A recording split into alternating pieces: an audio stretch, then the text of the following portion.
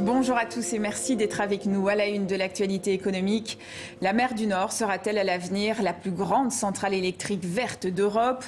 Pour en discuter, les dirigeants de 9 pays, dont Emmanuel Macron et Olaf Scholz, sont à Ostende ce lundi pour le deuxième sommet de la mer du Nord.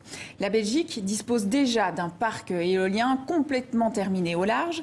Il a une capacité de production de 2,2 gigawatts, soit l'équivalent de 2 réacteurs nucléaires environ. Et ce n'est qu'un début. L'ensemble des pays qui bordent la mer du Nord veulent installer d'ici 2050 des parcs éoliens pour l'équivalent de 300 gigawatts, soit 300 réacteurs nucléaires. L'enjeu est de les construire avec les mêmes normes et de pouvoir ensuite les connecter entre eux pour que chacun puisse échanger de l'électricité. L'Union européenne s'est engagée à accélérer les procédures d'autorisation pour la construction de ces infrastructures. Dans le reste de l'actualité économique, en France, un milliardaire tchèque pourrait prendre le contrôle des supermarchés du groupe Casino.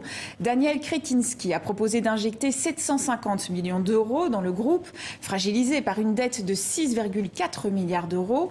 Déjà propriétaire de centrales à charbon et de magazines comme Marianne, Elle ou encore Télé 7 jours, l'homme d'affaires est devenu récemment le premier actionnaire de Fnac Darty et il a conclu dimanche une promesse d'achat de la maison d'édition Editis, une filiale du géant français des médias Vivendi.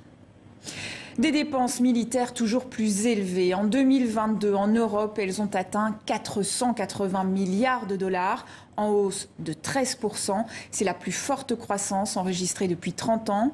Un mouvement à la hausse qui concerne le monde entier. Les dépenses ont en effet atteint 2240 milliards de dollars, soit 2,2% du PIB mondial.